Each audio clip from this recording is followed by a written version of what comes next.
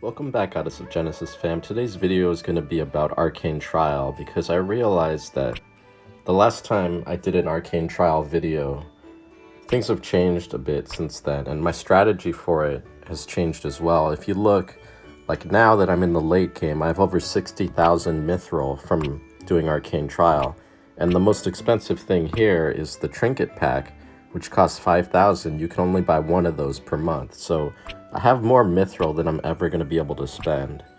So the way I go about Arcane Trial is a lot different now than when I originally started. So now I don't manual Arcane Trial, I pretty much auto it for at least I'd say the first 80% of Arcane Trial I can auto at this point. The other thing is, since I don't care about mithril, the choices of what I choose are different. The first thing I go for is speed or the healing. And the other thing is, before I used to always take legendary blessings only. Now I'm starting to take elite blessings. But first thing I'm looking for is either a heal that's legendary or a speed boost that's elite or legendary. I also don't go for the shield anymore. So here's a speed boost. And the reason before I used to only take,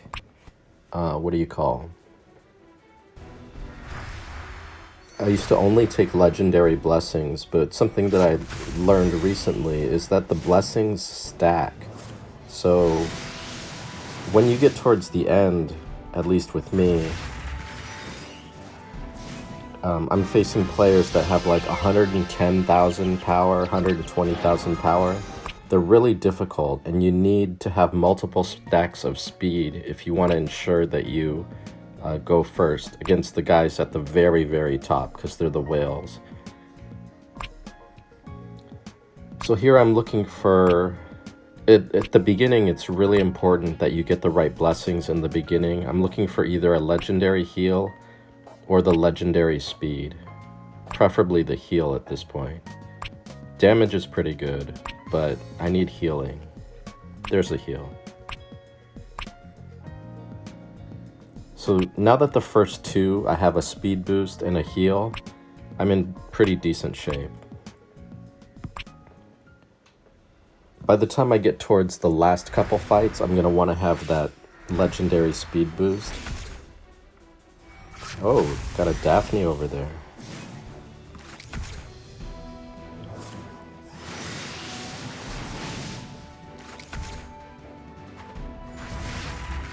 Another thing, if you notice, I don't carry Chang'e or a Siren. I don't have a healer in my party anymore. This is a variation on my Endless Corridor team, where I have potentially 3 people with silence. My Merlin could be using Tears of the Nile, but I'm not using it on her. I think I'm going for Stellaris Radiance for damage.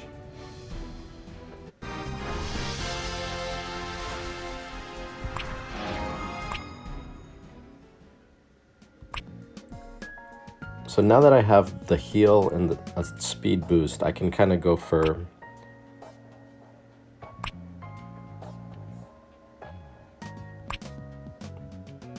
kind of best pick available. Crit damage is tempting, but I'm gonna go, okay, there we go. Legendary Shadow Hero is good for me because it boosts 2 heroes. So here's an example of how things have changed. Before, I would go into the merchant and I would buy something like this, like a crystal that's Leo, but at this point I want to save my Starstones, and I can just farm gems from Astral Shore and Joint Strike, so I don't even go into the merchant anymore. I always choose the non-merchant option.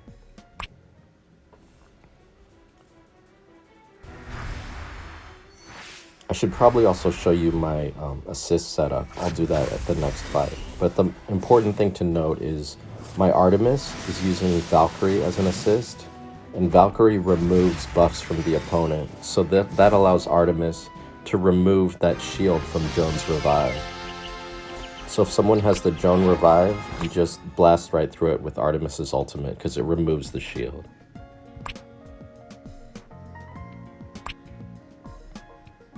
I don't get the legendary shield anymore because I feel like it's a waste of a blessing.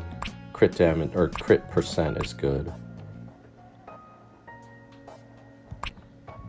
The reason it's not necessary is because when you get towards the end and you're fighting guys with 120,000 power, that little bit of shield is not going to do anything.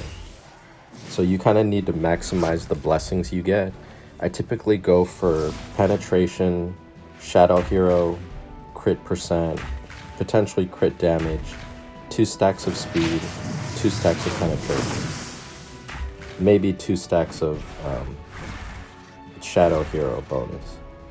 The reason I like the shadow bonus is because Freya and Artemis are 2 of my fastest heroes, and they're both shadow, so they get the damage boost from shadow.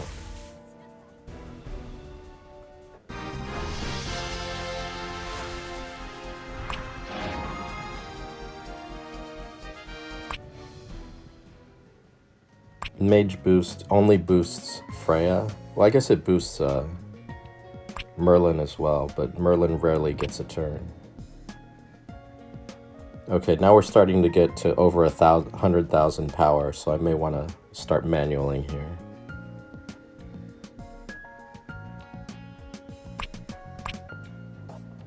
I also don't super care about who I'm facing as an opponent. These are the assists that I'm using. Freya and Medusa are 2 of the first to go, so they get some power boosts. Artemis has Valkyrie to remove the shields from Joan's revive.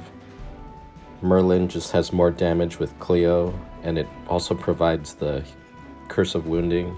And then it's very important you put, if you're using Chang'e as assist, put her on your tank, because the hit points of the lantern are based on who you assist with. So assist with the person with the most hit points. In my case, it's Joan. So that lantern is really beefy because my Joan has a lot of stats. I'm going to start manualing now, just in case.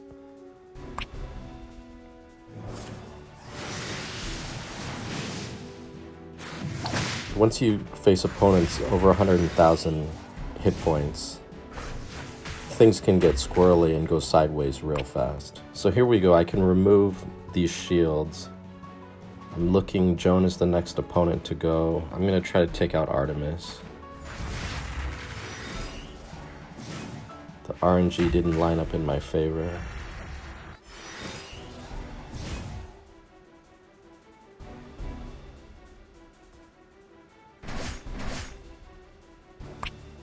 Merlin gets a turn here. She might be able to take out the enemy Merlin, and she did.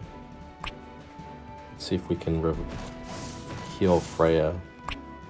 Oh, I think she has a heal block on her.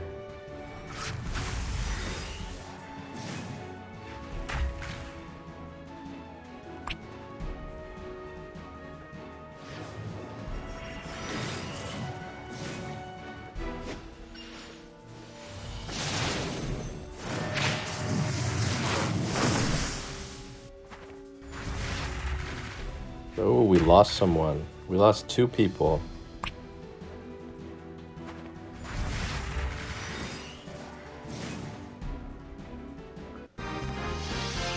That's pretty bad, losing 2 people.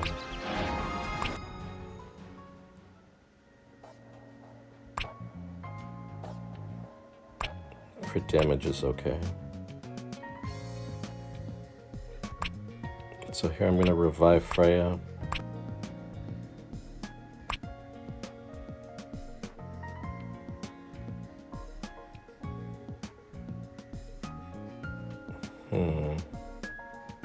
Screw it, I'm gonna use both revives.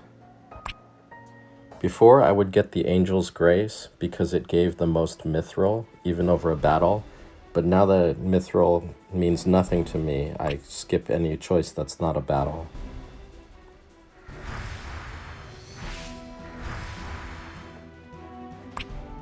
Let's see here.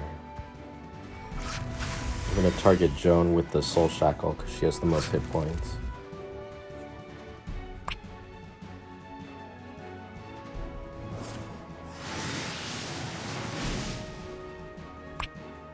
Target the twins, remove their shield.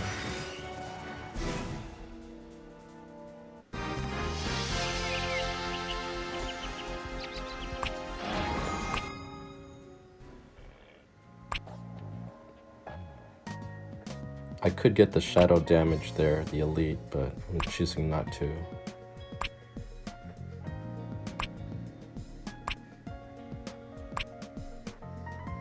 Penetration's always good, because that boosts damage for all your characters.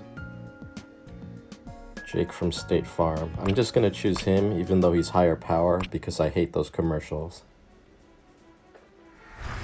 Sorry, Jake, you chose a bad username.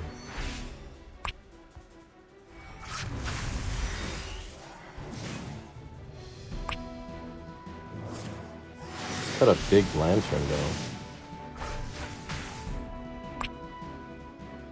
Artemis is going next.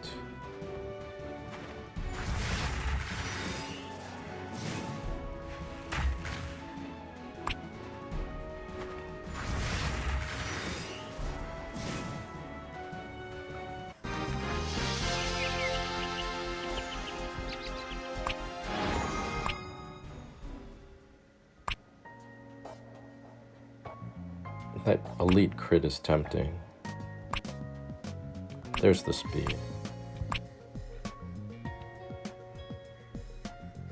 So this is the last fight before the final fight.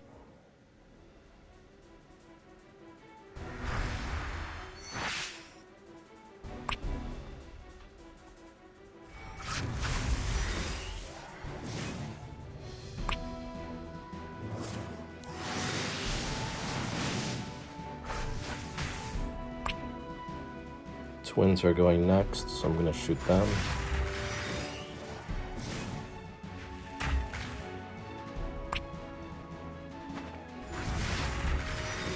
I might have to do another one of these videos after Asura King armor comes out, because that could change the meta.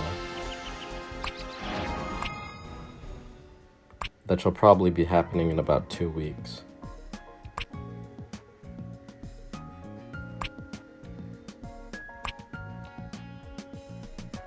That shadow bonus is tempting.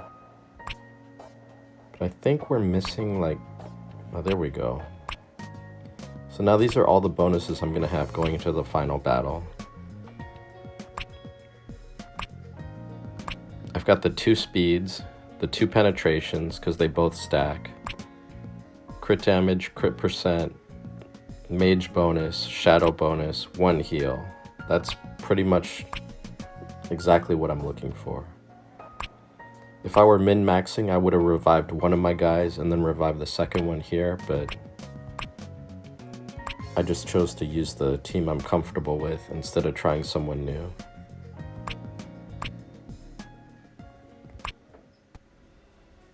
And now here, you see I almost didn't go first, and that's even despite having, what is it, like plus 60 speed?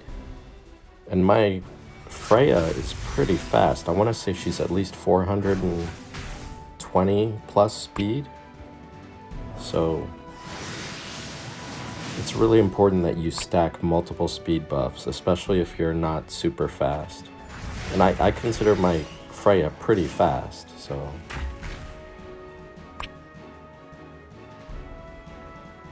Let's see, Merlin's going next, but she's got a big shield. I'm just gonna stun Merlin.